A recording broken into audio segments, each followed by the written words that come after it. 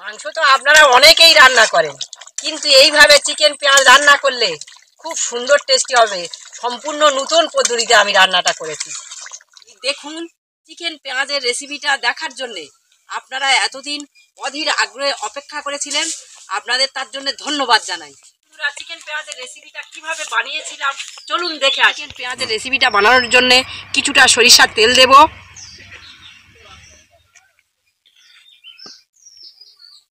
পরিমাণ মতো লবণ দেব,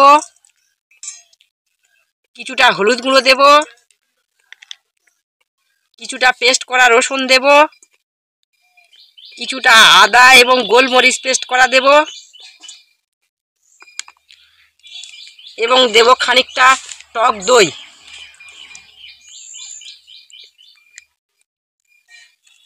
আর দেব কিছুটা কাশ্মীরি লঙ্কার গুঁড়ো দিয়ে এটা ম্যাগনেট করে নেব। এটা কিছুটা মিশিয়ে নেওয়ার পরে কিছুটা কোচা পেঁয়াজ দিতে হবে, দিয়ে আবারও মাখিয়ে নিচ্ছি। এবার কিছুক্ষণ ঢাকা দিয়ে রেখে দেব, ঢাকা দিয়ে রেখে দিচ্ছি। চিকেন পেঁয়াজ বানানোর জন্য আমি চলে এসেছি রান্নাঘরে। আমার উনুন ধরে গেছে, আমি এবার কড়াটা চাপিয়ে দেব। আমি এখন কড়াতে খানিকটা সাদা তেল দেব, 2 চামচ পরিমাণে লবণ দেব,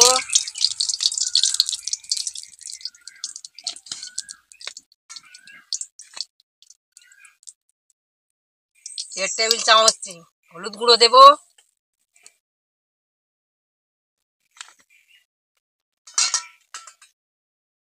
কেটে ছাড়িয়ে রাখা আলুগুলো দিয়ে দেব,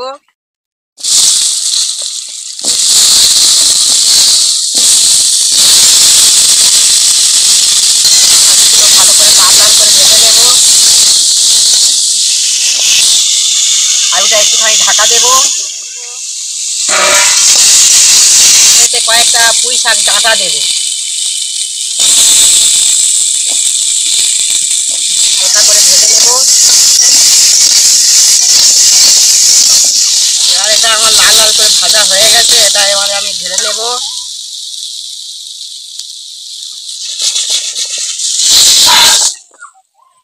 আবার কড়াটা চাপিয়ে দেব, খানিকটা সাদা তেল দেব,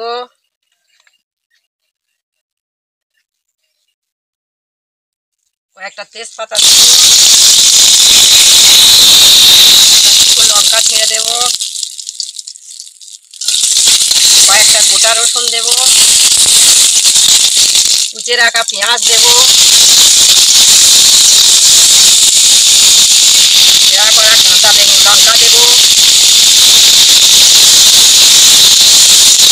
রাখা টমেটো দেব,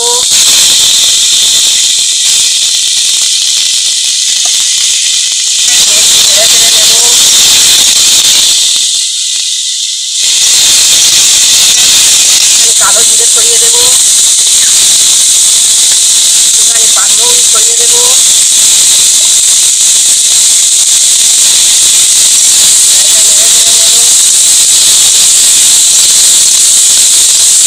এটা আরেকটু সাদা তেল দেব,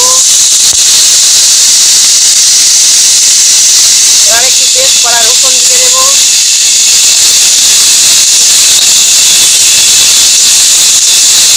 পেস্ট করা আদা আর গোলমরিচ দিয়ে দেব।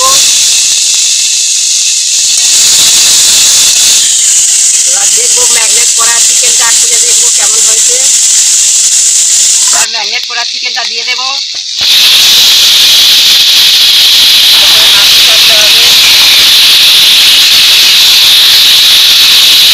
এবারে এইটা একটুখানি দিয়ে দেব, নেড়ে চেড়ে নেব। এবার কিছুক্ষণ ঢাকা দিয়ে রেখে দেব। এবার এটা খুলে দেখবো, নেড়ে চেড়ে দেবো খানিকটা। আপনারাও ঠিক এইভাবে ঢাকা দিয়ে কষবেন, খুব সুন্দর লাগবে, গন্ধটা বাইরে বেরিয়ে যাবে না। একটুখানি ঢাকা দিয়ে দেবো,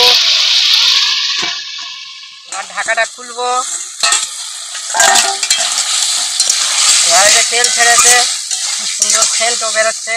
এবার আমি ভেজে রাখা আলু এবং পুঁই শাক ডাঁটাটা দিয়ে দেব। একটু নেড়ে চেড়ে নেব।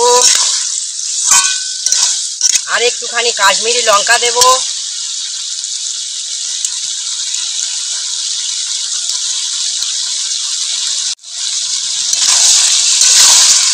আর একটুখানি টক দই দিয়ে দেব।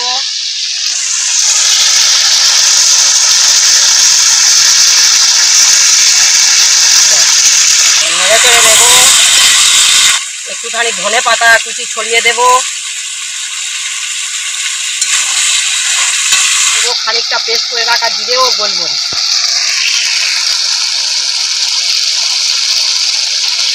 একটু নেড়ে চেড়ে নেব। এটা আমার কষা হয়ে গেছে, তেল ছেড়ে দিয়েছে। এবার খানিকটা পরিমাণে জল দিয়ে দেব। আমরা অল্প ঝোল রাখবো, তাই অল্প পরিমাণে জল দিয়ে দিয়েছি। আপনারা যদি বেশি ঝোল খেতে চান বেশি পরিমাণে দিয়ে দেবেন। তবে কিন্তু এই রান্নায় ঝোল কম করলে খেতে খুব সুন্দর লাগবে। এর উপরে কয়েকটা কারি পাতা ছড়িয়ে দেব। এবার আমি ঢাকা দিয়ে দেব।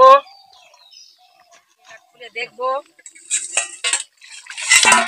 খুব সুন্দর গন্ধ ছেড়েছে। একটু নেড়ে দেব। এবার দেখুন, আপনাদের যে অজানা তথ্যটা বলেছিলাম সেইটা এই গোটা গোটা পেঁয়াজ 4 ফালা করে কেটেছি এবং কয়েকটা কচা টমেটো এতে দিয়ে দেব। কি বলুন তো, পাকা তেঁতুল জলে গুলে নিয়ে রেখে দিয়েছি, এটাও দিয়ে দেব। কয়েকটা গোটা রসুন দেব। আর একটু নেড়ে চেড়ে নেব। পেঁয়াজ বানানোর জন্যে এই কাঁচা পেঁয়াজটা গোটা লাস্টে অবশ্যই দিতে হবে, মানে তরকারি ফোটার মাঝে দিতে হবে। কেন দিতে হবে বলুন তো, এই পোলট্রির মুরগি মাংসে একটু গন্ধ পাওয়া যায়, সেই গন্ধটা কাটানোর জন্যে এই পেঁয়াজটা আমি দিয়ে দিলাম। এই পেঁয়াজটা দিলে তবে গন্ধটাও কাটবে এবং সুন্দর টেস্টি হবে। মাংস তো আপনারা অনেকেই রান্না করেন, কিন্তু এইভাবে চিকেন পেঁয়াজ রান্না করলে খুব সুন্দর টেস্টি হবে। সম্পূর্ণ নতুন পদ্ধতিতে আমি রান্নাটা করেছি। মানে খানিকটা চিনি দিয়ে দেবো।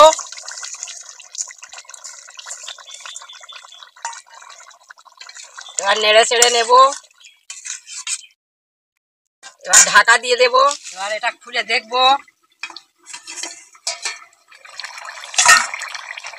খুব সুন্দর গন্ধ ছেড়েছে।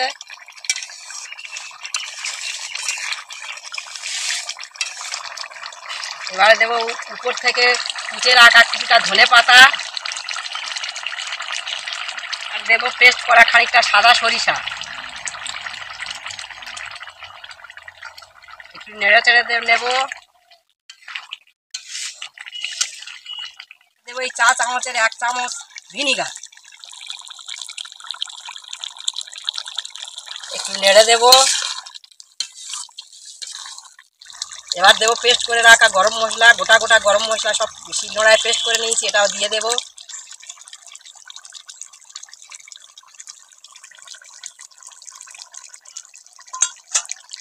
দিয়ে একটু নেড়ে দেব। এবার এটা আমার হয়ে গেছে, এবার আমি নামিয়ে নেব, নামিয়ে ঢেলে নেব।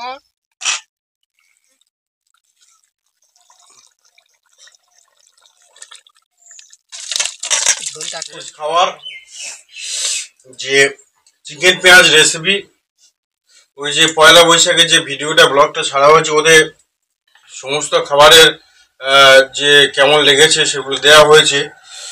তবু এই ভিডিওটা আমরা আরেকবার বলছি কেমন লেগেছে।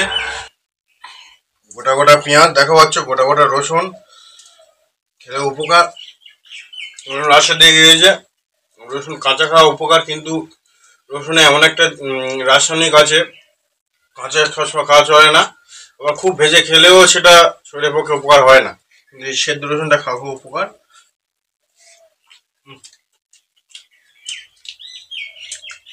সেদ্ধ রসুন, সেদ্ধ পেঁয়াজ, বন্ধুরা পেঁয়াজে যে একটা গন্ধ থাকে সেটা চলে যাবে পুরোপুরি। সুন্দর লেগেছে বন্ধুরা।